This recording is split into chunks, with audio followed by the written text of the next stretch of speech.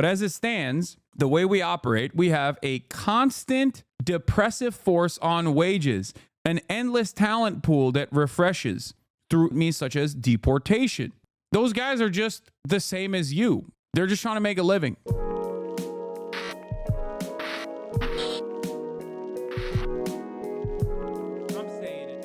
Anyway, on that note, let's get right into it. We're going to be talking about MAGA world and drama and hogwatch, some of the many things that we like and enjoy on this broadcast. If LA was walkable, would you still buy a car? My dream is to live in a world where none of the major American cities have any need for cars. Okay, that would mean walkable cities and also public spaces that you can go to, but most importantly, reliable public transit. New York is the only thing that comes close to that, but yeah. All right, uproar breaking inside the MAGA world over H-1B visas and foreign workers, ladies and gentlemen. We're diving right into it. As you guys know, I covered this extensively yesterday, but we must cover it even further because the MAGA world has already seen its own share of political drama. Let's take a look. Tonight, as President-elect Donald Trump is preparing for a widespread immigration crackdown when he takes office 25 days from now, we're seeing a crack between some of his top advisors and his MAGA base. Elon Musk and Vivek Ramaswamy are both facing major blowback from their own supporters for not only backing, but encouraging offering more visas to highly skilled foreign workers. Over the Christmas holiday, Musk posted this online saying, think of this like a pro sports team. If you want your team to win the championship, you need to recruit top talent wherever they may be. He later added, I'm referring to bringing in, via legal immigration, the top 0.1% of engineering talent as being essential for America to keep winning. So the reality of the matter is, I don't have an issue with H-1B visa programs. I don't have an issue with migration at all. Okay. Migration is what has kept America so dominant. Okay. The problem with how migration is done, however, or the major reasons as to why people like Elon Musk like immigration in general, is because it creates a alternative secondary labor market that is reliant on maintaining their job.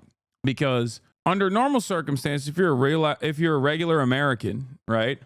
If you're a regular ass American, you have a couple pressures that keep you at your shitty job. Those pressures are the fact that you don't have health care if you lose your job. That's number one. Another pressure that you have is that you said you'll react to my videos if I ask you for the 100th time. No, dude, I was being sarcastic. Stop. What? H-1B is horrible. Rusty Twitch TV. I'm going to get to the problems with the H-1B visa system. But hold on. So if you're a regular American citizen, okay, you go to school, you go to college, right? You take on major student loans. You're taking on a shit ton of debt just to be able to become a more productive, more valuable worker. And in the end of that process, now you have to pay off those loans. So there are a couple different external pressures that keep you at your shit end job. A job that your educational attainment does not require you to take on in normal circumstances, but now you're desperate. Okay. Obviously, one of those reasons is how expensive college is and all the student loans that you have to take in order to even go there. That traps you. The second reason, that is perhaps the more significant reason, the more important reason, is that if you leave your job, you don't have health care because your health care is tied to your job. But for our endlessly parasitic, capital-owning class, that level of exploitation is not enough, okay? As profit rates have a tendency to decline, our capital owners look to the more malleable aspects of value, more malleable aspects of commodity production, which is always going to be the labor force. That's not enough, so they either A, move manufacturing overseas to a developing nation in an effort to draw out higher profit margins in general, even though that is a logistical nightmare overall. It still is infinitely cheaper at the end of the day for people who want to produce goods at the lowest possible number, produce goods at the as cheaply as possible. Another thing that they also do is take advantage of migrant workers. H-1B visas are supposed to be for these incredibly talented workers that are highly skilled and have gotten, they've gotten all this education.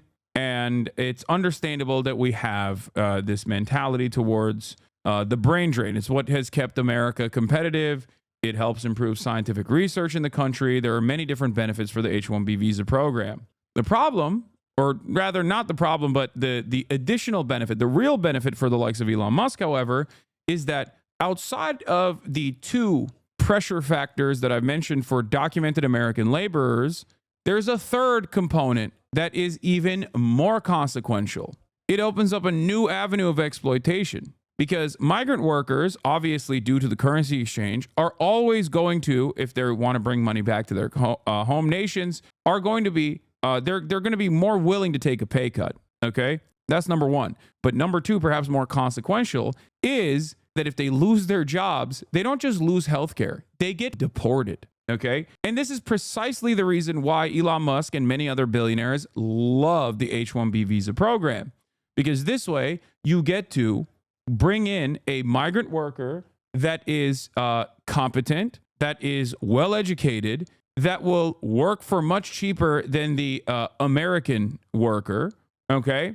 And is also tremendously leveraged in the eyes of, or rather, Elon Musk has tremendous leverage over the likes of an H-1B worker, and therefore that H-1B worker is endlessly exploitable, okay? Much more exploitable than even the documented U.S. citizen laborer. Now, the solution to this problem is to ensure that there is a normalization and a proper processing to ensure that you can't actually depress wages for H-1B workers and keep the wages in the marketplace even. This, of course, is considered socialism or some kind of like price enforcement, some kind of wage enforcement, which is not even a part of the conversation. Not a single person will allow that to happen. Okay?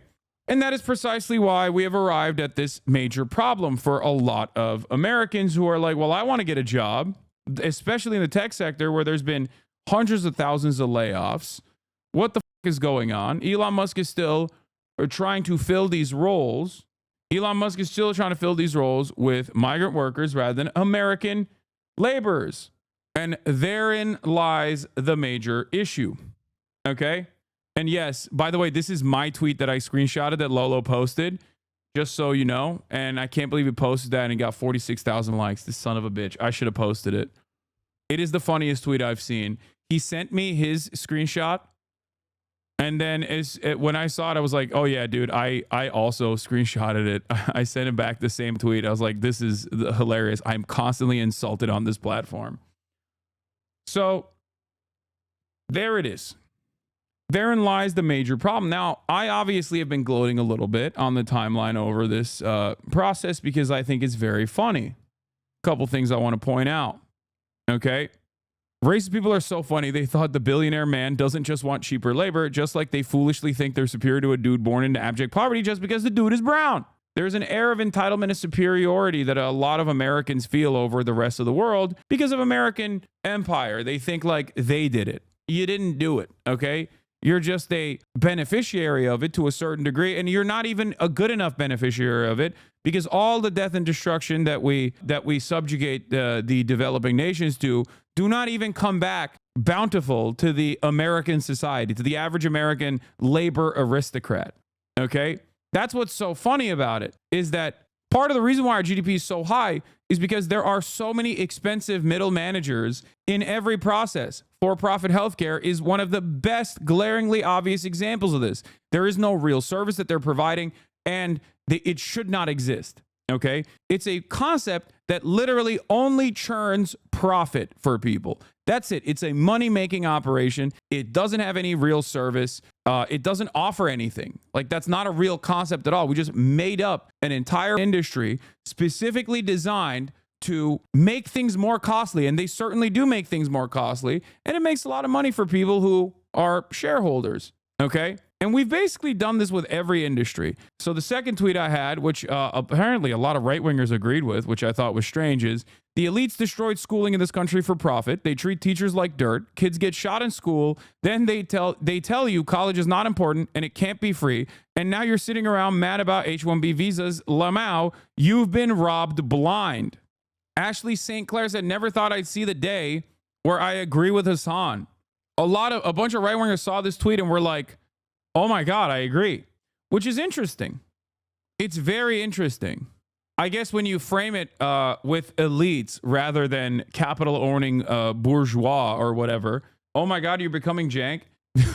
Yeah, totally. This means I agree with right-wingers and not vice versa. I think I'm on the opposite side of that spectrum, where right-wingers are agreeing with me. I'm not agreeing with right-wingers. I am noticing contradictions that other people are also noticing and using that to describe my worldview in a way that people can comprehend. This is what I do. It's called agitative propaganda.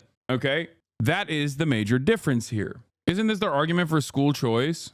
The elites destroyed schooling in this country for profit is literally a argument against school choice. Okay? If I didn't know you, I would have assumed you were right-wing just by the use of the word elites.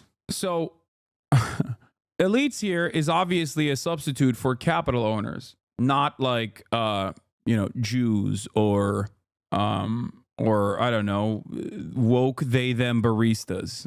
Okay, like the actual elites, the actual people who are in control of capitalist society, capital owners. Okay.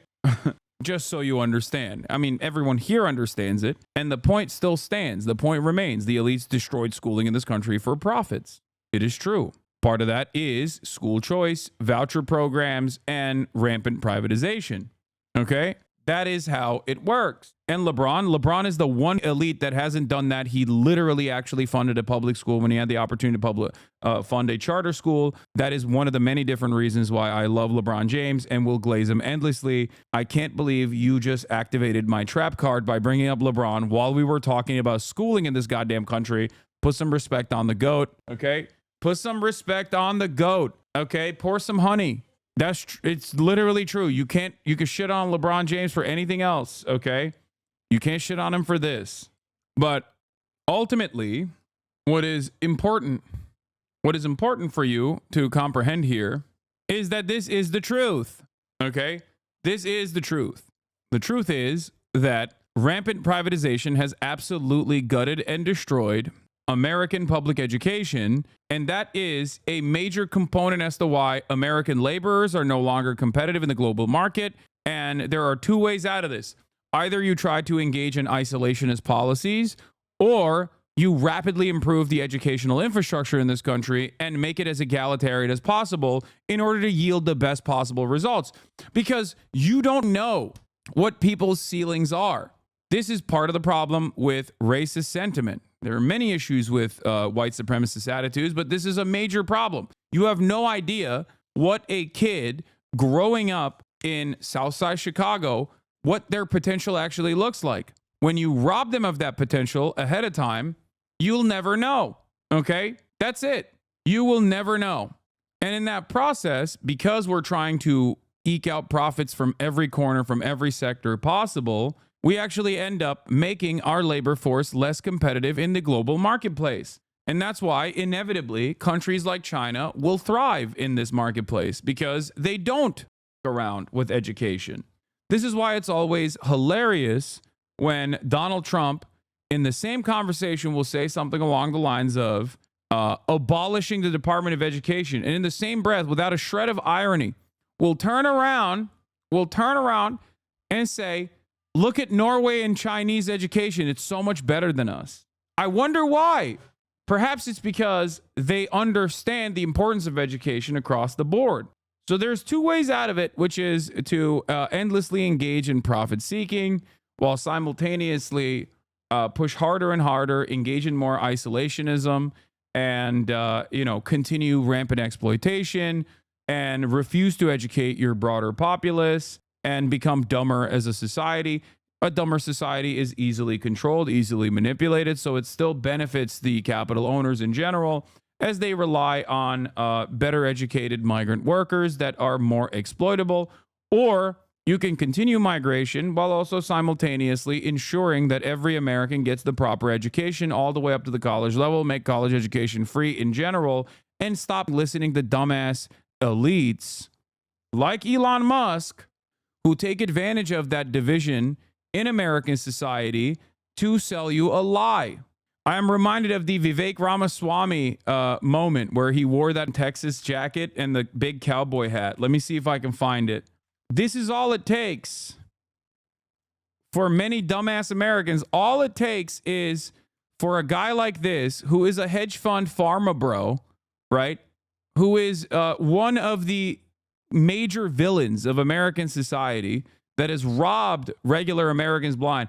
All it takes is for this dude to put the Texas jacket on, put a big ass cowboy hat on, and go, I don't like trans people. I think trans people are robbing you blind. I don't like them Mexicans. And then everybody goes, you're right. You're right, King. American history is riddled with people like this. Okay. One of the greatest examples is Ronald Reagan, who was literally an actor. Okay. This is precisely the Ronald Reagan method. Fake populist bullshit. Make Americans divided, make them focus on racial boundaries that don't disrupt the capitalist pecking order, and you can rob them blind. Vivek Ramaswamy set us Indian Americans back 2 decades by doing this bootlicker shit. Yeah, it's also kind of funny because as far as like the right-wing BJP Indian Twitter, they're still blaming other Indians, not a shock, who happen to be leftist. So that is also hilarious because the metric ton of racism is not coming from other Indians who happen to be of a lower caste or happen to be leftist. The metric ton of racism is coming from white people in general who literally just despise Indians and don't care. Don't make the distinguish. Don't distinguish between like the good kind and the bad kind. Okay, that's not a real concept. There's never been a real concept. That will never be a real concept. That's not a thing that racists do. It turns out racists don't actually distinguish between non-white people all that much. They just say, oh, you're non-white and therefore you're lesser. Anyway, but let's get back to the CNN coverage on the matter. He's talking about H-1B visas, which allow employers to hire highly skilled foreign workers. Do you think funding in liberal arts, humanities, and social sciences should be reduced and redirected to STEM programs, or do you believe those programs are important in many ways for society and development? Of course, I believe those programs are very important in many ways for society and development. Yes, I think this like hyper focus on STEM is so hilarious because one, it never strikes people as odd that those who actually LARP as STEM lords themselves also come from liberal arts degrees with like theater majors, okay? The likes of Steven Crowder and Tucker Carlson, right? And secondly, what's additionally hilarious about it is that they are trying to make the STEM field into serfs. That's why there was so much focus on comp sci in the late 2010s. And look what happened. Now every comp sci major is driving Uber because they all got fired, okay? They literally were like, oh yeah, learn to code, learn to code, learn to code. All you in this chat, learn to code. Look what happened when people learn to code.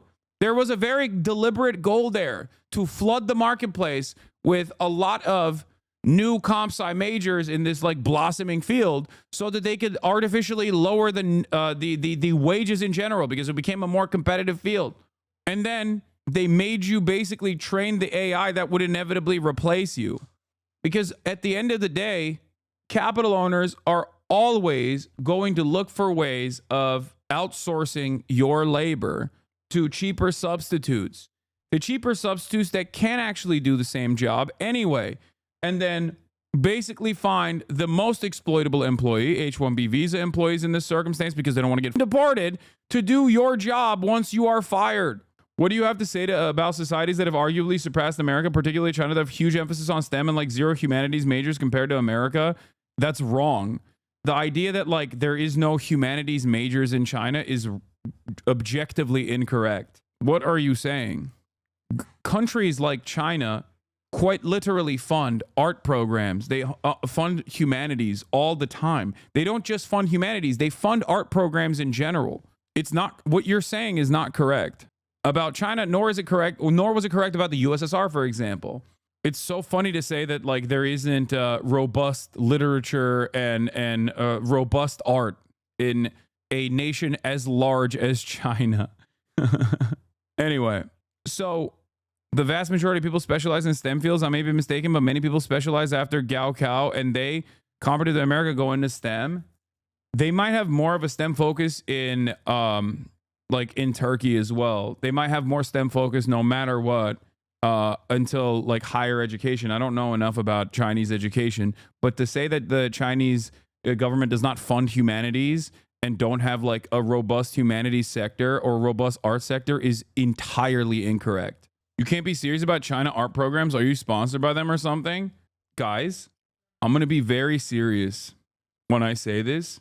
I think your understanding of what's going on in China is a little bit warped. I don't know, like if you think, first of all, America funds art programs. Every government funds art programs, okay? Just so you understand. It's a matter of how much you fund art programs and humanities, okay? The idea that there is a government out there on this planet right now as it stands that focuses zero on funding the humanities and funding art is ridiculous. And not only that, but humanities are complementary to STEM in general, okay? Art is important. Humanities are important, okay? The idea that like 100% full-blown STEM is the way to go is also silly. I'm sorry, you are wrong. What is this? What is this? Oh, ow my balls. He sent me a Reddit post. What? What the f is this? In China, young graduates are selling their knowledge on the streets, facing a difficult job market. Highly educated Chinese have found a new way to monetize their degrees, knowledge street vending. What? I never said that first of all, I didn't say that the Chinese job market for the youth is good, for the record. We're talking about something entirely different. But I don't know how this says, sorry, I was reading chat. I don't know how this has anything to do with what I'm talking about. If we're talking about education and the fact that, the Chinese government does fund art and humanities, they still do that. China has the biggest proportion of STEM majors out of any nation in the world. Graph in the link. I was mistaken, though, regarding America having a lot of humanities majors. It's middle of the pack. Wait, oh, you got clapped while I was in the process of reading your take. I'm a Mexican aerospace engineer in a border city in Mexico. I have peers that have gone to LA to work for a certain defense company that have said they feel stuck with zero negotiating power, having borderline management role with low pay. All because they don't want to lose the visa. Yeah, of course. Let's see what the rest of what Delayed Autistic Guppy said was. Okay, he said, World Graph, I was mistaken, though, regarding America having lots of humanities majors is in the middle of the pack instead of STEM. Many people go into business and finance. Okay. Okay, so as far as the highest number, if you're looking at this proportionally, I don't know what percentage of Chinese STEM graduates, because this is totality. And of course, China and India in totality are going to be much higher in terms of STEM majors. China and India are much larger countries. I don't know what percentage is as far as like total percentage goes. Percentage of total graduates in STEM fields. China is at 41%. Russia is at 37%. Germany is at 36%. USA is at 20% in the year 2020. Okay. Russia, Germany, Iran has 33%. India has 30%. France has 26%. Mexico has 26%. USA has 20%. Okay. Overall, this still means that the broad majority of every nation, including Chinese graduates, are still in the humanities and art. As far as a proportion of total graduates, the ones that go into STEM fields is still at 41%, when Chinese STEM field is the highest percentage. That means 59% are still humanities and arts graduates. Do you understand? Or business, finance, and the like. Wait, no, that was the mistake I did. Just because you're not STEM doesn't mean that you're humanities. The rest of the people are business, finance. No, I know. I know. I understand that. And in the United States of America, I'm willing to bet that a sizable chunk of this is actually business and finance majors and not necessarily humanities and art. And that's part of the reason why it's so low here. And that is because that's where the money is. It doesn't mean that it's all art and literature. You also don't have to major in humanities. You just have to take those classes when you STEM major because they're good for you. Yeah, I don't necessarily know how well flushed out like the Chinese STEM education is, but I still suspect that they probably have every higher degree, whether you're in a college in America or anywhere in the world, requires you to take at least some level of humanities classes. Even if you're STEM in the United States of America, you still have to take some humanities classes. I suspect that it's probably still the same in China as well. And I don't know how much more well-rounded the Chinese STEM degrees look like, but it's the overall a good thing to have that. No, STEM in Germany requires no humanities. If China had no humanities, they wouldn't have so many art museums, chatters tripping. One interesting note is that many Americans are not bilingual, which in present day U.S. market can actually put you well below U.S. citizens in terms of marketability to capital owners. Outside of the U.S., high school is very robust. College is already specialized by them. Yeah, that's also the other part of this, at least from my own personal experience. Even in Turkey, when you start specializing by high school, you still have, like, I was a TM major, which means I took Turkish, which is like literature, and math, as opposed to FM majors who specialize in fen, science, and math. Math is still very important and something that you need to take. Like, we took up to Calc 2 in high school. By the time you get to college in Turkey, you already have that. You already have that background.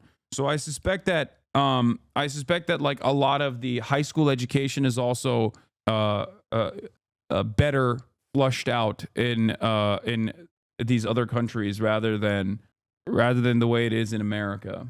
Actually, I don't even know fully how it is in the United States of America. But yeah, U.S. math in high school, like the Common Core high school math that you take is definitely significantly worse. Significantly worse than the rest of the world. All right, Calc 1 senior year for college credits in high school, no Calc 2. A lot of the big tech companies right now are losing a lot of talent to private equity / hedge funds. I know developers who are in their late 20s that are making $225K a year plus 50 to 75K source firm or hedge fund developer who got the fuck out. I make less now, but at least I'm not selling my soul. Yeah. Notice how, here, I'll just say it like this, okay? I have obviously personal experience with this, not from my own immediate experience in the workforce, but let's just say I know someone who is very close to me, who is highly educated and builds spaceships for a living, okay? And what I have seen in terms of workplace treatment, in terms of job prospects, in terms of what that specific sector looks like, you would be shocked, okay? I was certainly shocked when I saw how incredibly dire the situation is, where, and I talked about this yesterday as well, every sector in the United States of America, including like what was formerly known as the golden bracelet sectors, like engineering, you know, maybe lawyering, being a doctor. Engineering was supposed to be part of that process. Nowadays, even engineering is basically relegated to the passion that you have for building certain things, because it's certainly not about the money. If you're an engineer and you want to make money, you got to go into finance. The only sector that you can make money in is finance, okay? It's business and finance. That's it. That's it. And that's precisely why so many people that have, no matter what their background is, go into that sector. So if you understand the motivational capacity that wages have, your salary has, then you can understand how to fix this problem. Are you saying doctors don't make good money? No, I'm saying engineers don't make as much good money as they used to. Anyway, the point is, it all still comes back to wages. If you want to positively incentivize people into going to certain sectors that need extra hand, you have to ensure that wages are higher and that sector is still capable of recruiting the top level talent. But we have a negative incentivization structure in the United States of America, where basically we make it so that the bottom is endless, and therefore you're constantly competing with the entire globe, with the labor force of the entire globe, where your starting position is worse off in general too, despite the fact that you're in the wealthiest nation on the planet. Okay, you're in the wealthiest nation on the planet, a nation that has seen a 14% increase in homelessness this past year. Okay, think about that. 700,000 people are sleeping outside tonight. Insane. On top of that, you have to take you're saddled with student loan debts that force you into jobs that you don't even want to fucking take, despite your educational attainment. And people eat one another alive when they're talking about, or it was 18% increase. Sorry, it's not 14% increase. People are eating one another alive and yelling about how college is for the elites and it's gay and woke and that's the real problem and DEI is the real problem or whatever. A number of different unnecessary and idiotic takes are flying around. Meanwhile, people like Elon Musk are robbing you blind. And this story in and of itself is fantastic for me because I think it exposes how easily tricked many Americans are and how they utilize the racism button to gain favor and continue further division in American society as they continue their domination. They don't give a fuck about anything other than making more money, okay? They only care about profits. It doesn't matter what happens to you. Musk, who himself is from South Africa, said that he once had this kind of visa, and he's arguing that Silicon Valley is facing a shortage of excellent engineering talent, as he put it. But the annual cap on those kinds of visas right now is at $65,000, with another $20,000 for those who get a master's or a doctorate in the U.S. Musk is being backed up by his partner in Trump's government efficiency initiative, Vivek Ramaswamy. He says it's a cultural issue that there aren't more competitive engineers in the U.S. Here's what he said online. A culture that celebrates the prom queen over the math Olympiad champ or the job. Like, this is so stupid. It's incredible. We're not venerating our nerds enough. Our culture doesn't venerate nerds. Yeah, that's the problem. Thank you, Vivek. I love that Vivek basically was like, yeah, I got no pussy when I was in high school, so now it's your fault. Also, it's not like Vivek is an engineer. What has he produced? He hasn't done shit. He's a hedge fund guy. He is a pharma bro. He's a Silicon Valley tech guy. Him, JD Vance, Elon Musk even. Elon Musk is at least like visibly autistic as so people assume that he's like some kind of engineering savant when he's not. He has one patent. What the fuck has he done? He has one patent. All he does is hire the appropriate people and then, put them under horrific circumstances. Oh, not him projecting. These guys are all business majors LARPing like they're actually cooking up new inventions. It's all aesthetics. There actually was one guy in my high school who qualified for the U.S. International Math Olympiad team, but now works in a quant firm. It's so messed up that his talents are being focused to trade the stock market due to that being what capitalism... Exactly. Exactly. I'm sure that dude could apply himself better in a public research capacity instead of churning out extra profits for capital owners who hire him. Okay? But that's where the big bag is. So why the fuck would you not go there? The only thing that stops you from going there is the genuine passion that you have. This is what I was talking about with respect to engineering. The only thing that keeps certain engineers continuously in the engineering side of things and not going to finance where all the money is certainly not the job prospects. It's certainly not the comfortable salary that you get. It is your own pure passion. It is autism. Okay. It is the autistic interest that you have in building certain things. That's it. That's it. And some people go, all right, f this. I need to make money. And then they go into finance anyway. Like there is so much talent in this world. There is so much talent in this world, from highly educated people all the way to people whose potential is robbed from them due to the unequal circumstances they were born into.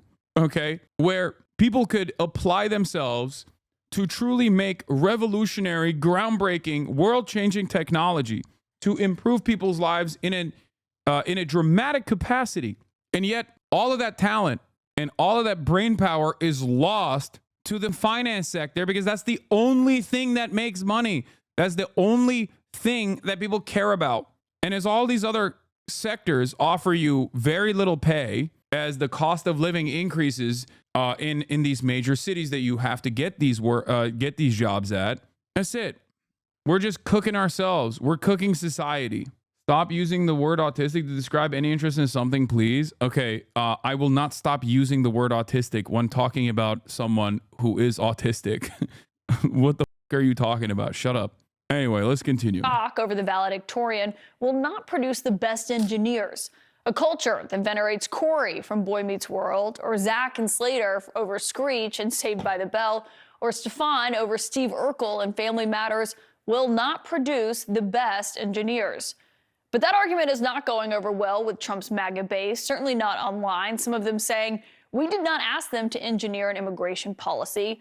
Tech wants indentured servants, not high-skilled workers. You don't even know what MAGA immigration policy is. Now, Trump... Wait, and Coulter said American workers can leave a company, imported H-1B workers can't. Tech wants indentured servants, not high-skilled workers. Yeah, it's not just tech, by the way, and Coulter. It certainly isn't just tech. Let me tell you, it's every sector. It's every sector. That's where undocumented migrants come in. You know, driving your Ubers, picking the crops. Who do you think is doing that? Building houses. Who is working in the kitchen? The problem is capitalism makes people more vicious and more self-interested and causes people not to recognize that a lot of Americans or a lot of people across the globe have the exact same interests, the exact same class interests. So when those class dynamics are mystified consistently through the likes of identity politics and all these other different classifications that are applied to workers broadly, and the attitude developed within liberalism is this zero-sum game always. People go, why the f*** would you raise the wages for undocumented migrants? They should be deported. Not realizing that if there was at least some kind of legal safeguards for undocumented migrants, that they could be processed and become documented laborers in the American marketplace, in the American labor marketplace, where they could actually work alongside the documented U.S. labor force and unionize and demand higher wages and better workplace protections, it would genuinely improve all labor in this country. But as it stands, the way we operate, we have a constant depressive force on wages, an endless talent pool that refreshes through incredibly violent means such as deportation. Okay? Those guys are just the same as you. There is nothing different between an undocumented migrant and a documented U.S. laborer. There's no difference whatsoever. They're just trying to make a living in the exact same ways that you are trying to make a living. They're coming from dire circumstances in comparison to the average American worker. That much is true. But if there were universal workplace protections, they wouldn't be endlessly exploited in the same way. And therefore, they would not operate in a depressive capacity to the rest of the marketplace, the rest of the wage laborers. The system has created an endless bounty of treats that are at an affordable price point for the average American consumer. So on that front, that level of consumption has this dulling effect on the, I guess, labor aristocracy in the United States of America. However, it has consistently not only depressed wages, where wages have not kept up with productivity, but also on top of that, it just ruins your life further and further, slowly but surely. All the big ticket items that you need, like a college education for upward social mobility, is now impossible to attain without taking on hundreds of thousands of dollars of student loans that will then trap you into jobs that you don't want to actually do, that you are overqualified for. But it doesn't matter because what else is out there? Someone has to pay those student loan debts. So you take on these jobs in the service sector, even though you're supposed to be doing something different. And it ties you into that job. Not only are you saddled with death, but you're tied to that job because there's no other way for you to get health care.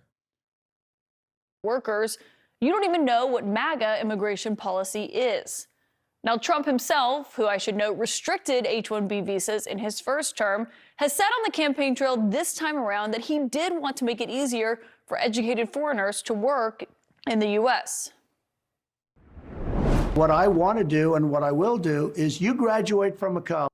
China spends 7 trillion yuan, about 1 trillion USD on education, more than double what they spend on defense, more than what the U.S. spends on defense. University is basically free even for the poorest villager. Yeah, we can't do that. That's too costly. And also, if education is free, who the is going to go? If college is free, who is going to join the American military? If college is free, then why the would you sign your soul to the Defense Department, to the Pentagon? Hello? If college is free, then you no longer have student loan debts that you have to pay off. Why the would you take on? Why? You would have too much leverage. You would have far too much leverage to say no to certain jobs until those jobs actually pay well enough. That's it. That's the entire principle behind the way that our system is designed. It's negative incentives all the way down. College, I think you should get automatically, as part of your diploma, a green card to be able to stay in this country. And that includes junior colleges, too. Anybody graduates from a college, you go in there for 2 years or 4 years. If you graduate or you get a doctorate degree from a college, you should be able to stay in this country. My political sources tonight are former New York City Mayor Bill de Blasio, CNN political commentator and Republican strategist Michael Singleton, and also CNN economics and political commentator Catherine Rampell. And Catherine, you have covered this issue for a long time. Can you just lay out what we're looking at here in this divide between what Elon Musk says he thinks would be the best for the United States and why we are seeing something that we have not seen, frankly, almost at all lately, which is a lot of people in the MAGA universe outright disagreeing with him, arguing with him, and breaking with him online? So Elon Musk and Vivek Ramaswamy in this particular case, I think, are exactly right. America's ability to attract talent from around the world is basically our economic superpower.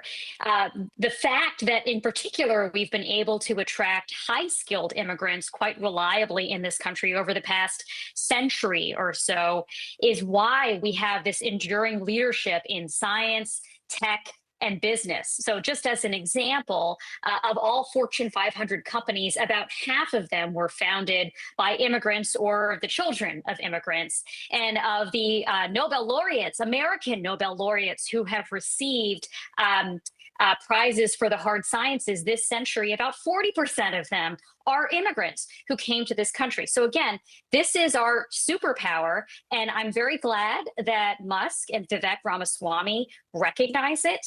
I very much hope that they are able to influence Donald Trump on this particular issue, but I'm doubtful about it because, just as you mentioned, in his first term, Trump was actually quite hostile to legal immigrants, in particular, by the way, high-skilled legal immigrants. He made it really hard for them to come here, not just those who wanted work authorization, international students who cross-subsidized American students, by the way.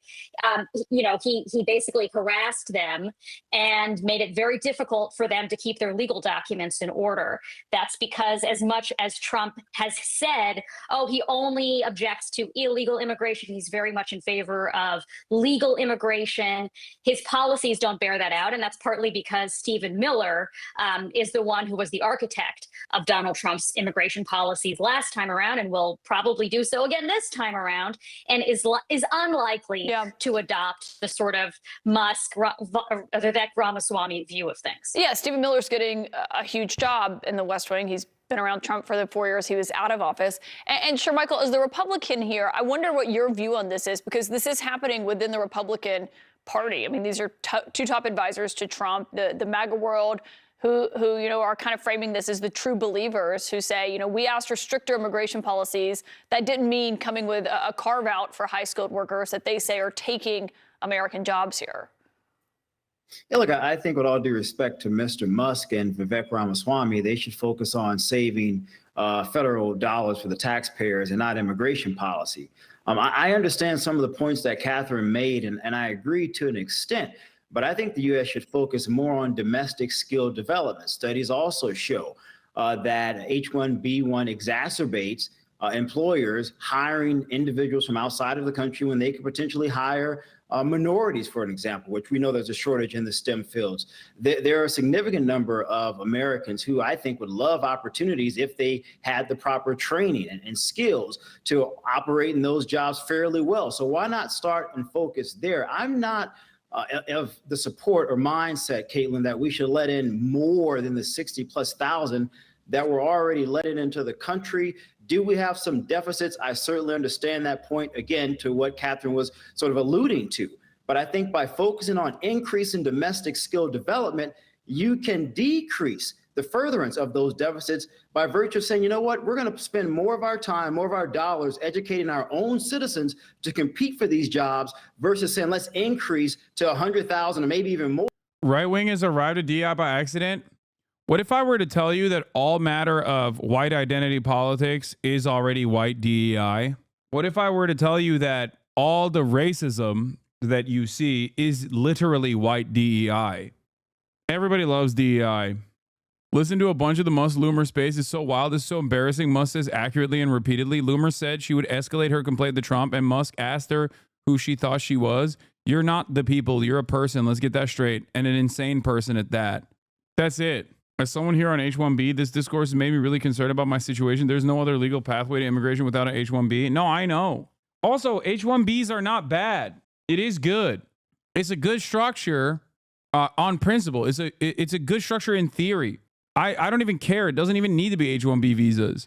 I don't take issue with any sort of migration in general. I want to document all of the laborers across the board that are working in American commodity production, because I understand that that is the only way to improve wages and benefits for all American workers. The problem is they don't want to do that, and American capital owners only want to utilize H-1B visa workers in a way to exploit them further, in a way that they can exploit them more than they can exploit the documented U.S. labor force, because there are multiple pressures on top of that. Marvel with me and wig at 4 p.m, bruv, says Elon. Yes, bruv. I'm down, bruv. Type shit. I'm down, lad. Elon, I don't know if you know this, but I'm gold 3, okay? Get us some... Elon, go find us some supports, though. We need supports. Manchester. Or for employers to bring in individuals from India, which is a predominant country where many of them come from. I don't agree with that at all. And I think folks in the MAGA world have every right to be angry with Vivek and Elon Musk. Yeah, well, that's an interesting point, because I saw that argument being made, but also I saw Mark Cuban, Mr. Mayor, responding to that saying, well, and I think we have what he had posted, quoting to Elon Musk and Vivek, saying, well, everyone, argue college is overrated. If you're arguing we need to have more homegrown engineers, don't we need more kids who are going to college? I mean, I think he's being a bit sarcastic there, but that is kind of the dual arguments that you... I mean, that's it. That's it. You can't literally be like, college sucks and it's gay and woke and there should be no college. You shouldn't go to college.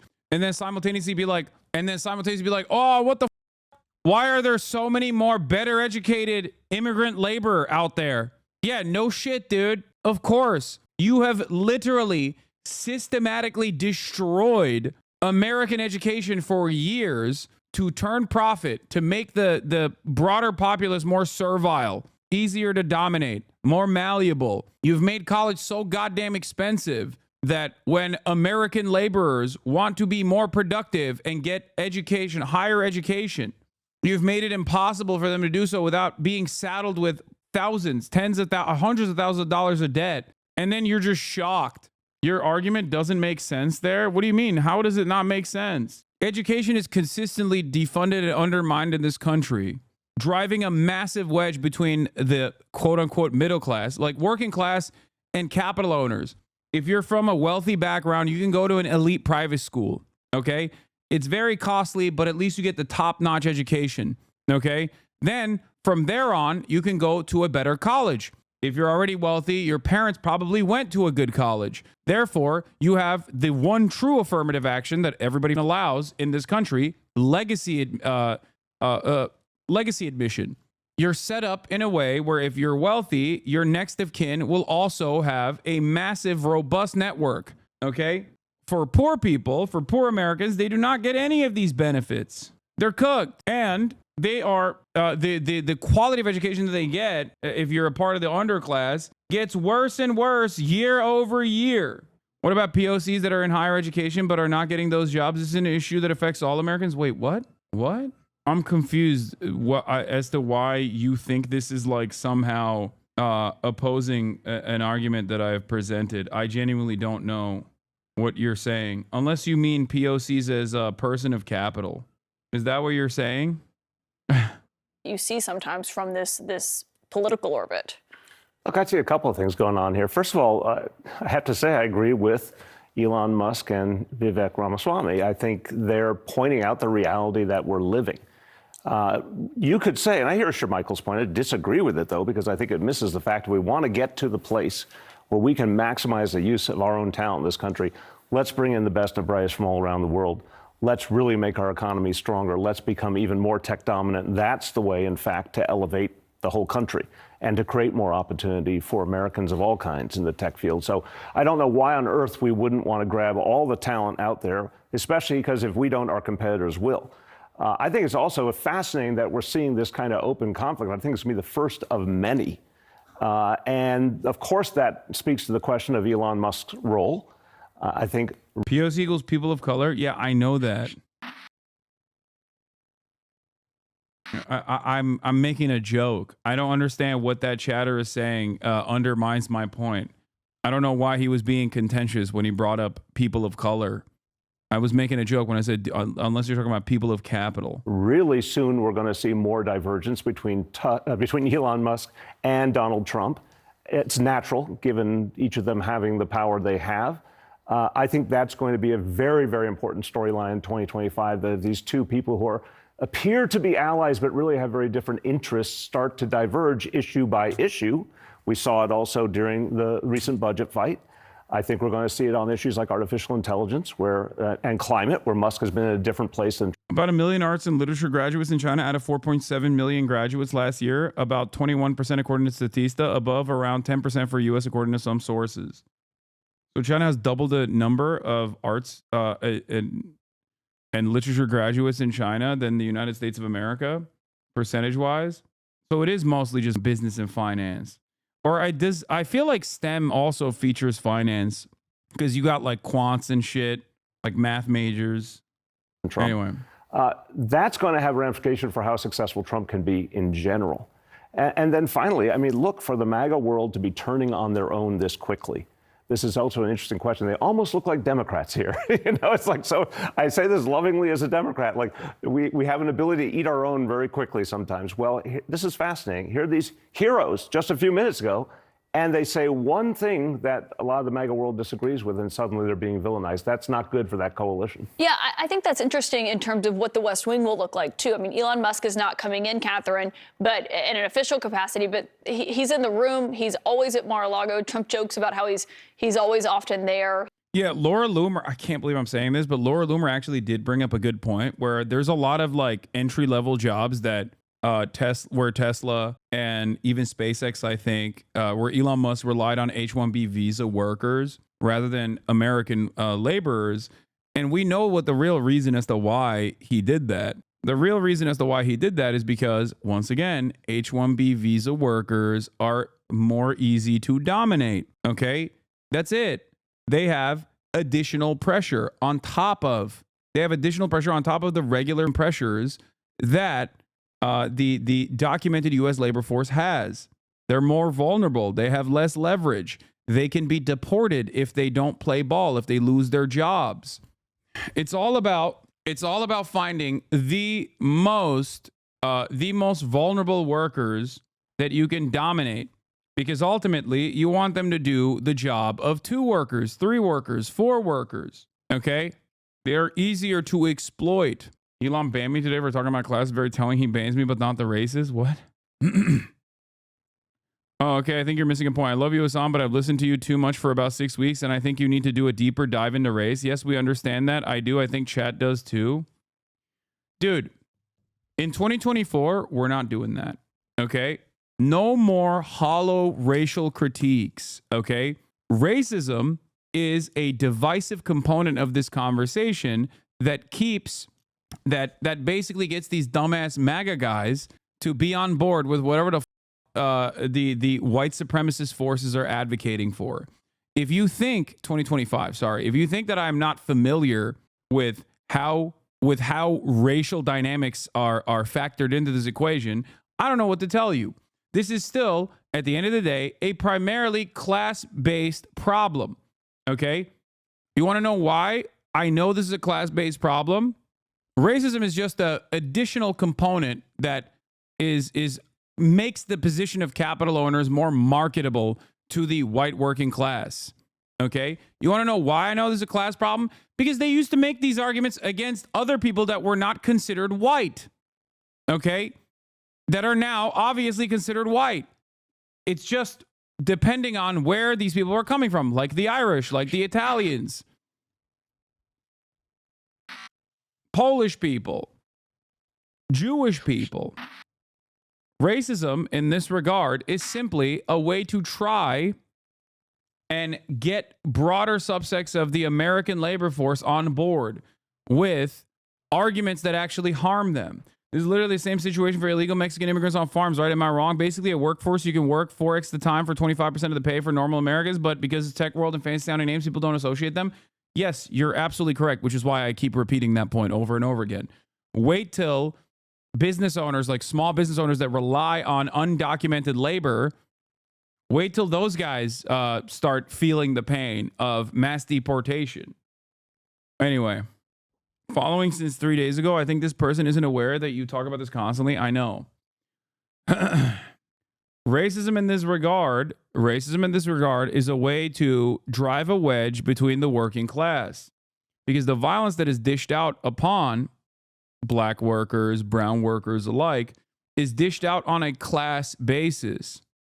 Unless you are talking about like individual acts of violence or the additional violence that comes from systemic racism, when we're talking about wage laborers, when we're talking about how wages work and why H-1B workers are seen as fantastic additions to the American workforce by these capital owners, it is because they have an extra component of vulnerability. And that is that they can get deported if they don't have their jobs. That means they are more readily available to work longer hours, for example. They can be brutalized and exploited further than the documented labor force can be, regardless of what their background is. Okay?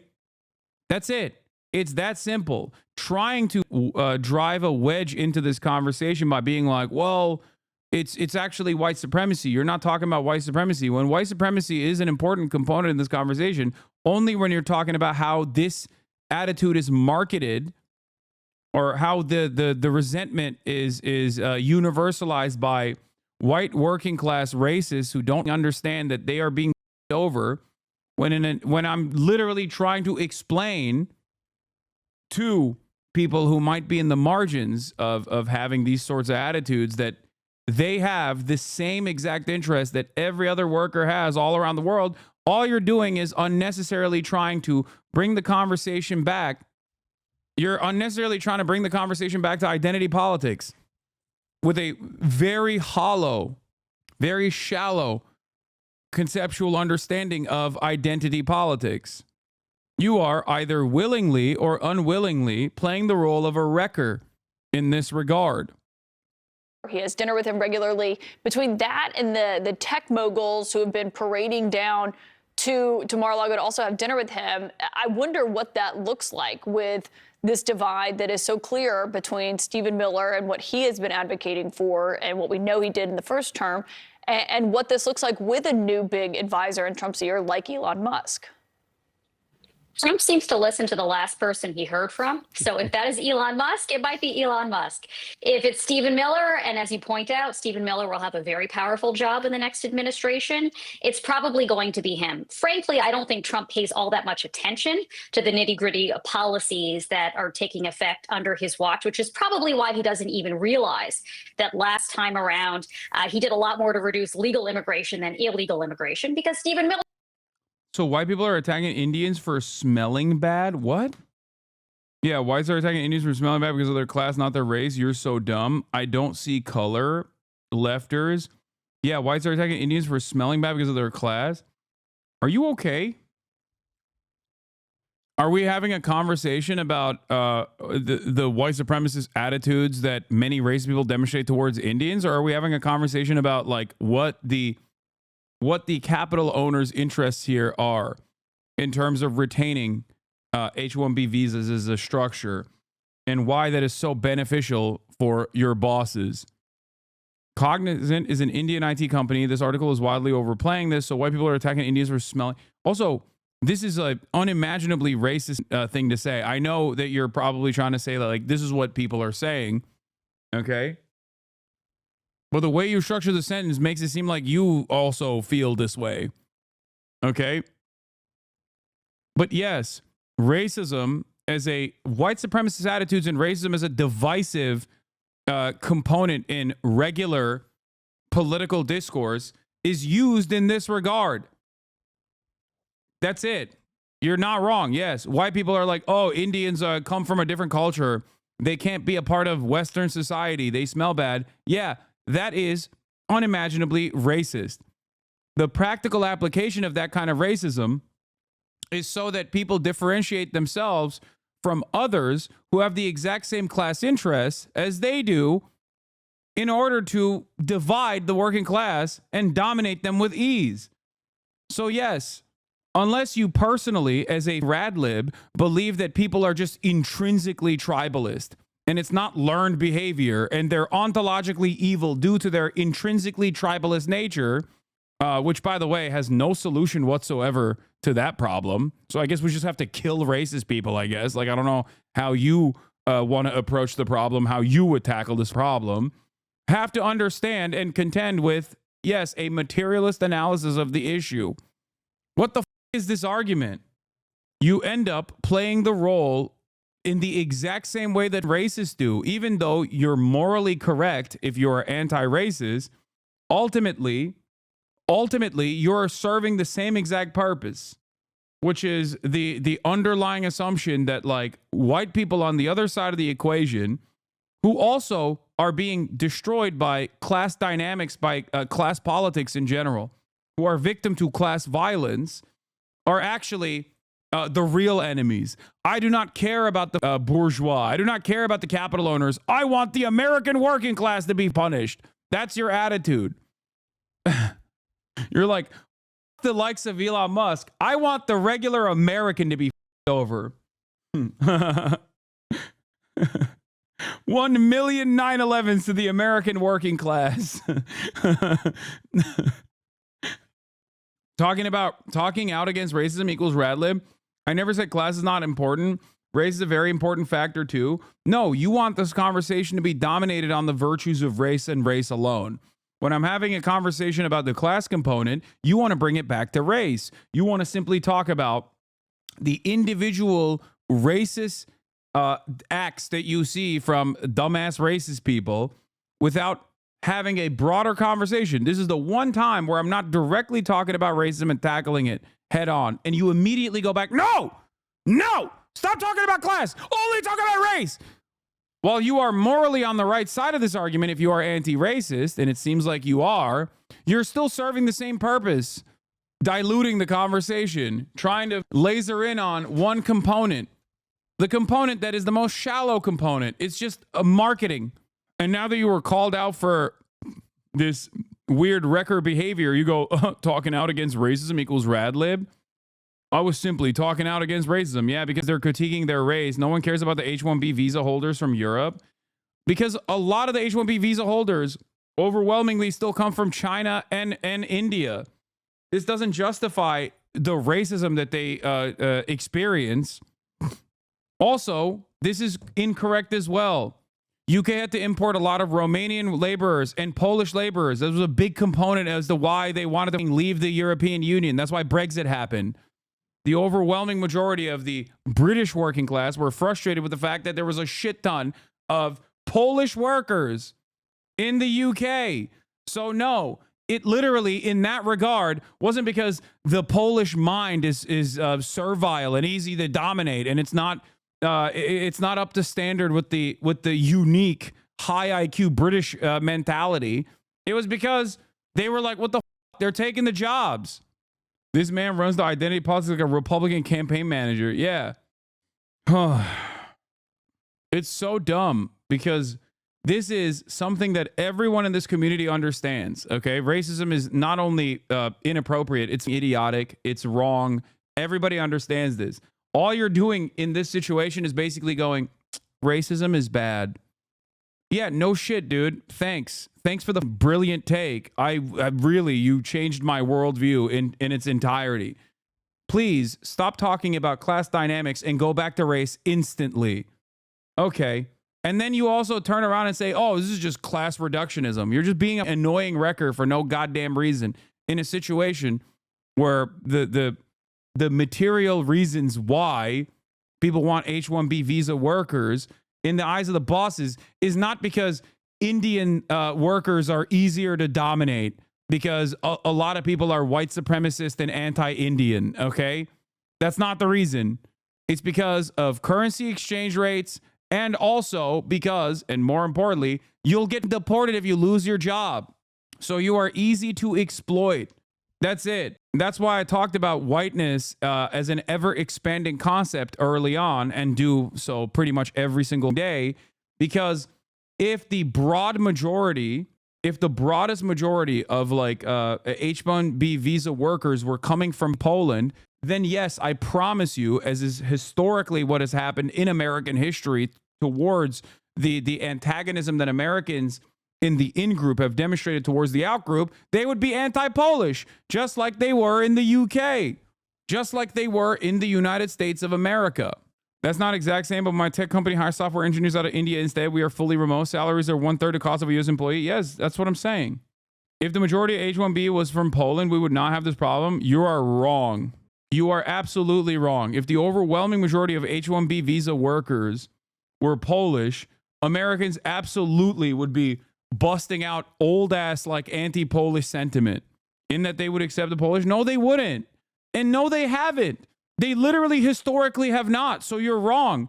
It took decades for Americans to adopt Polish people into the broader white in-group. What the fuck are you talking about? And I gave you an example from recent history where that literally was a major problem for the UK. Yes, he doesn't fully understand the full extent of racism. He doesn't, but I love him. What? Yeah, I don't. It's because I'm a privileged white man, okay? Are we really doing this right now? Yeah, I don't, okay? Leave the community if you truly take issue with any sort of class politics.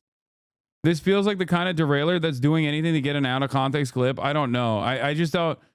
It's like, it's a wonderful opportunity to cherish Republican infighting, but god damn it, do radlibs have radlibs will look at any gift that has been given to us in this community, where this is an opportunity for radicalization, for people to understand their class position, okay? They will come in here and be like, no, you're wrong. You simply don't understand how white supremacy works, and that white supremacist attitudes are intrinsic qualities that are unchangeable, okay?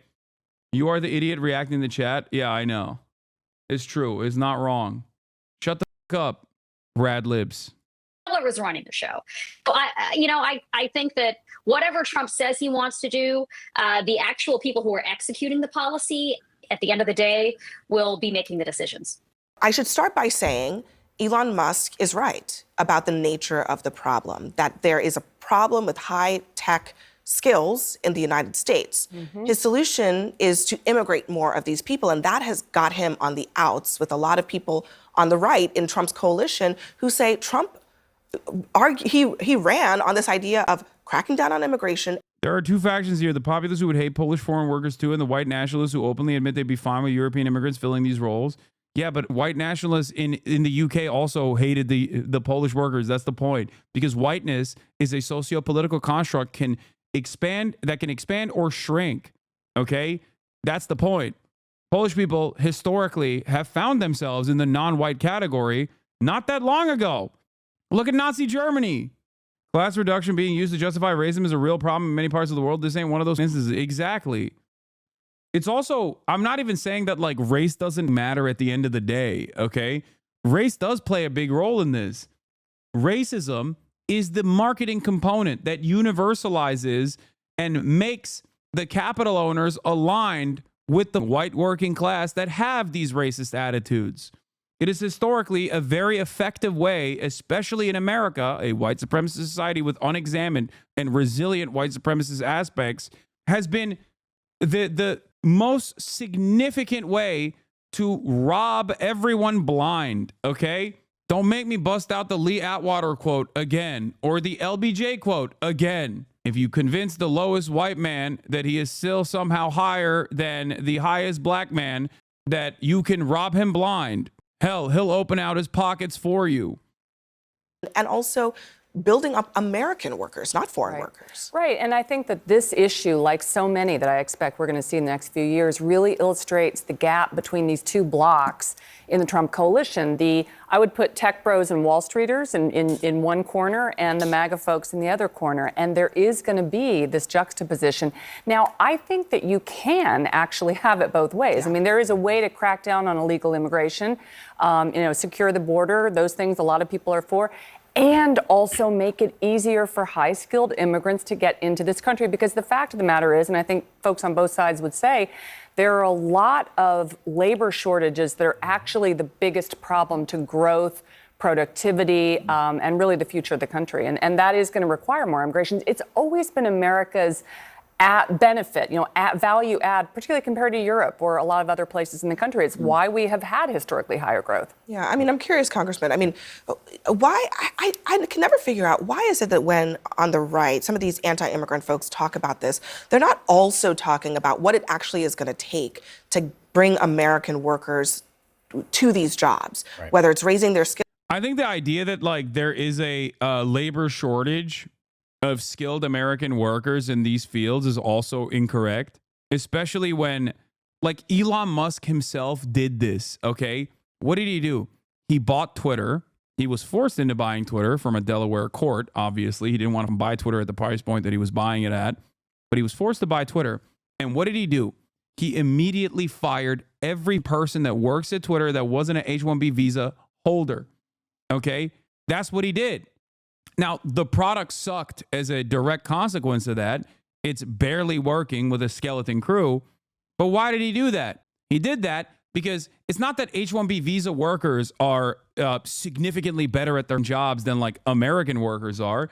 He did that because those guys have to keep their jobs in order not to be deported. It's that simple. There isn't a massive shortage of comp sci engineers in the United States of America. As a matter of fact, many of them are in here right now, probably delivering Uber Eats at this very moment because they got laid off from the jobs that they were at. So that in and of itself is another aspect of this issue as well. That's part of the reason why so many people are frustrated with this, where they're like, what the fuck are you talking about? There is no shortage. Yeah, I'm delivering to your house 5 times a day. Hell yeah, baby. Listen, at least you're getting fat tips. If you're delivering to my house, you're getting a lot higher tips than you are delivering to anybody else's house, all right? For the record, the H-1B visa worker, not quite correct regarding Elon on Twitter. Elon lowered their compensation so the people not on visas left. The people who couldn't leave skewed heavily H-1B as a result. It's the same argument. It's the same. H-1B visa workers are, they can work for lower pay and they will work worse conditions overall, because they are reliant on maintaining their jobs to stay in the country. I'm talking about the solution. The solution needs a race component because racism won't disappear in a class struggle. Does that make any sense? But I can leave. I'm just telling you my truth. Ugh, this is such a boring ass theoretical conversation. Nobody says that like once you abolish class dynamics, racism will go away magically. Okay? It will, however, make it far easier to deal with than the current order of business. I was trying to say earlier but the reason there's an influx of H-1B workers from India is because the entire education system is set up to serve capitalism. Software engineering in India is far more cutthroat there than even here. Yeah. Skill levels, et cetera, because I guess they don't want the government to be involved in that, but don't you think it has to be at this scale? Why is Look, my this, king going I think, against is one of the theory? biggest issues that we have to tackle in this Congress. Yes, we need to secure the border. We need to stop the massive influx of illegal immigration. But the fact is we have a population decline in this country, and we have a workforce shortage. We have a shortage of doctors, nurses, engineers, home health aides, ag workers, construction workers, hospitality workers. We need to not only have an... We don't. We have a shortage in one very important component. We have a shortage in wages. Okay? That's it. There's a pay shortage. There's a benefit shortage, and that's it. How's the mouth post-dentist? It's perfectly fine. The numbnesses went away as well. This is another way of trying to do the nobody wants to work anymore attitude. Lolo had a funny tweet about this. I have a slice of... What the hell? My grandma's here. I have a slice of lukewarm Domino's with Iranian beluga caviar. $1,000 per ounce. My Dolce silk robe flaps in the wind as I look out on my sprawling vista of my $35 million estate. I grab my phone. Pronouns suck, I type. I smirk. Briefly. I am alone. I am always alone. There's a messily poured drink on the fireplace. It's one of those automatic starters with the faux logs. This is from 2020. I always hated it, but never got around with the renovation. Another plant in the wind. I look at my reflection in the glass, my visage in the logs. My phone vibrates. Well. Selam. Bye, Nikojum. Well, I suppose. I'm in trouble. A plea from the mother of my child. I feel a tinge. Is it regret? Maybe annoyance. I don't really know anymore. They'll get over it. It's just a joke. It's all a joke, isn't it? I stare at the logs in the fireplace. The logs. As a nurse, we get paid decently, but we're chronically understaffed by design. Nurses have been charged with murder for med errors. Hospitals' work just wasn't worth it. Yeah. Isn't it strange that the gripes that nurses have are virtually universal? Nurses protest the exact same thing in the UK as they do in the United States of America. Isn't that shocking? It's almost always the fact that they are chronically understaffed by design. Okay? There are not enough nurses, which also diminishes the quality of healthcare that people receive. If you are a nurse and you are taking care of 7 patients, you are going to be able to offer them quality care.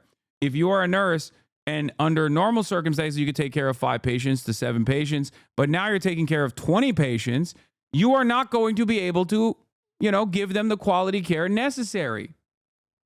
Literally, wherever there is a hospital around the planet, nurses are facing the same exact problems. Nah, man, more like quality care is 1 to 4. Okay, I f***ed up the numbers. I apologize. It's a 5 to 7. It's always the same. These are demands that nurses make that are totally reasonable and quite literally can be a matter of life and death. Immigration system that works, that has a legal process that people who want to come here and enrich our community, our culture, our economy can do so. But we need an education system that is ensuring that we are building the workforce that we need. It's not just about having a pipeline to college. We need a pipeline to the jobs that need to be filled, which means our K through 12 system needs to be reevaluated. We need vocational. Yeah, when Lawler says this, by the way, as a Republican, he means we need to privatize education further, driving an even larger wedge between the broadest subsects of American society that don't have the finances to be able to send their children to private school. Just so you understand, These people want to make K through 12 education the exact same way that college works in this country. Okay? And then they complain about, they have the audacity to complain about college education being so costly in this country and how you should just abandon it altogether. So what do you do in that situation? Are you going to abandon K through 12 education altogether as well? Schools. We need to get kids started at an early age on the path to STEM so that we actually are creating engineers and the workforce of tomorrow, especially from a technological standpoint, from a biotech standpoint. We are the greatest force in the world, and our economy is the most powerful. And we have the most innovative and entrepreneurial people. But the fact is that we do have a shortage in the workforce, and we need to deal with this. So, okay, what you just said is the thing that got Vivek Ramaswamy in some trouble, okay? So here's his post. He says, the reason top tech companies often hire foreign-born and first-generation engineers over Native Americans isn't because of an innate American IQ deficit, a lazy, wrong explanation. A key part of it comes down to the C word, culture, a culture that celebrates the prom queen over the math Olympiad champ or the jock over the valedictorian will not produce the best engineers. Sounds a little embittered, maybe. Is it American culture that's the problem? Somebody got stuffed in a locker. I'm not going to say who. Look, I think there's a way to solve this and talk about this that doesn't denigrate all of American culture. I mean, I'm now understanding more and more how he got 100 votes in Iowa or whatever it was he got during the Iowa caucus. The reality is, and Elon, by the way, clarified or further explained his position later and was talking about saying, I want to bring in the top 0.1% of engineering talent from around the world. It's like bringing in a Jokic or a Wembyana to help your whole team if you want to make a comparison to the NBA. So I think we can bring in the absolute top talent from around the world and at the same time not insult the rest of the United States of America and our culture and the way we do things here, and also lift up the American students who have the talent and who have the interest and put them in the right educational opportunities. I think what he did today was to overtalk it. A lot of MAGA people are not happy. A lot of Republicans are not happy. And this is why Donald Trump's in the Oval Office and he's saying a something that volunteer. a lot of people apparently believe, that it's about like the jocks being celebrated, the football stars being celebrated, and not the nerds. It also challenges, actually raises the idea that many immigrant families have when they come to the United States. That This is when you arrive at like the final. This is when you arrive at the cutting edge of the inherent contradictions baked into capitalism. The interests of the working class versus the interests of capital owners. If you consistently try to liberal your way out of this problem, you're going to be like, oh, it's a cultural difference. That's why Indians have like a higher, a better culture surrounding nerdy shit. That's it. You've maxed out at that point, you know? And that cultural attitude is usually just a substitute for race anyway. If you build it, people will come. If you give better wage, if you offer better wages to people, they will go to those sectors. They will work in those sectors. I've often talked about the silly attitude demonstrated by many when people are talking about working in the oil refineries, right? There is no bone in the mind of a Western Pennsylvanian that requires them to work in a fracking job. It's simply that those are the jobs that pay the most. Those are the jobs that have the best benefits. Backbreaking labor, it's heavily subsidized by the American government, and those are the jobs that people actually get the best income in. That is the reason why so many people in that area that work in that field feel as though this is the only opportunity they have. It's money. It all comes back to wages. So if you give better wages to people, if you give people the opportunity to live and survive on singular income, which seems like a dream now, then yeah, they will protect that sector. They will work in that sector. It's that simple. that if they just get the right grades and they follow this meritocracy path, everything's going to work out and they'll be great. And the reality is that innovation, creativity, emotional intelligence are a huge part of success and innovation in the United States. American innovation is what sets us apart from the Communist Party of China. But this idea that immigrants are... That's so funny. Yeah. Chinese innovation is really bad. That's what sets us apart, American innovation. Meanwhile, the brain drain is happening in the opposite direction nowadays. One must ask the question, why? It seems to me like that is definitely very frustrating and scary for a lot of American capital owners, American elites. They see that problem. They recognize it. Often come with is also has a baked in racism to it. It's this idea that, well, we as immigrants are the right... That is pretty funny that this person talked about baked in racism after being like, well, that's the beauty of American innovation, unlike the Chinese Communist Party. Yeah, those disgusting Chinese. Unlike those disgusting Chinese, we don't do racism around these parts. Did you know you're trending on Twitter for being called a misogynist? I thought nothing bad about your take on Queen Blake, but apparently people did. I'm so confused. Sorry for changing the subject. Yeah. Here's what I'm not going to do. Okay? Here's what I'm not going to do today. Talk about Radlib accounts. Oh, my Lord.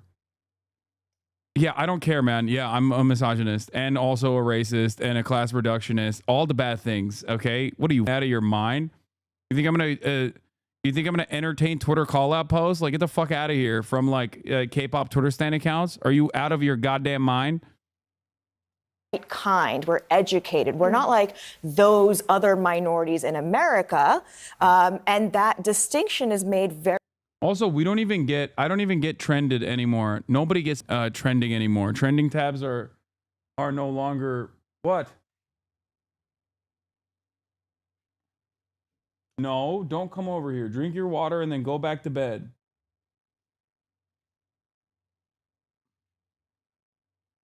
Don't forget transphobe too, Avi. Yeah, it's true. I am also transphobic as well. Very clear within minority communities. So, for example, you have, most people would not know that the richest and most educated immigrant population is Nigerian Americans. People would think it's Indian Americans, yet Nigeria was put on the Muslim ban list, right? There is this idea of who the model minority is, breeds that kind of challenge that we have with Korean grocers in black neighborhoods. I think you're getting at something else important here, which is that we need all different kinds of learning and we need all different kinds of cultures. I mean, you made a great point about vocational schools. It's not just about math or the jocks, which is social skills, frankly, which matter. Actually, it's interesting that most CEOs come out of state schools and aren't necessarily the straight A students. You need to change education in this country. You need to value different kinds of skills. I actually think the idea of a meritocracy built just... But don't dare call him homophobic. No, call me homophobic. I'm a foe. I'm a foe to the LGBTQ community. Everybody knows that.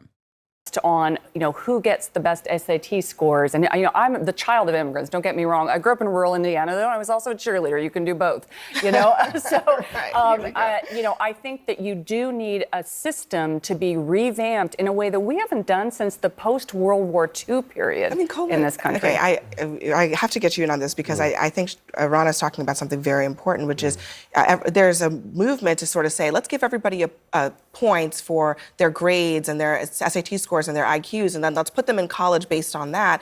And if you did that, you would not actually get to the most successful people, the people who have the best potential. So how does that seems to honestly undermine this idea of a pure meritocracy, which is what Vivek Ramaswamy is talking about here. Yeah, so there's a bit of a paradox here because the point about IQ and SATs and entrance exams is not necessarily that they are that they measure the inherent worth or the full 3D capacity of a human being. Because as you say, there's all these other important skills in life, and we all know this, right? It's that they are objective. Right. And what we saw, for instance, they're more objective than the alternatives, right? There's no such thing as perfect objectivity on these tests, right? But when you look at what happened at Harvard with affirmative action, you had they were judging on all these soft skills as well, and their conclusion was that Asian American applicants had worse personalities, right? So the test is never going to do that. The test, it's never going to tell you unfairly that you got this math problem wrong, because if you got it wrong, you got it wrong. And there's something very attractive about that, especially to people from immigrant communities coming to a new country saying, they may not like my vibe, they may not like my culture, but they can't argue with my skill. Yeah. Oh, they're still Amber Heard fans? Yes. They're very loud, like 100%. And they spend most of their time yelling at me rather than like Johnny Depp supporters, which is funny because I am not a Johnny Depp supporter.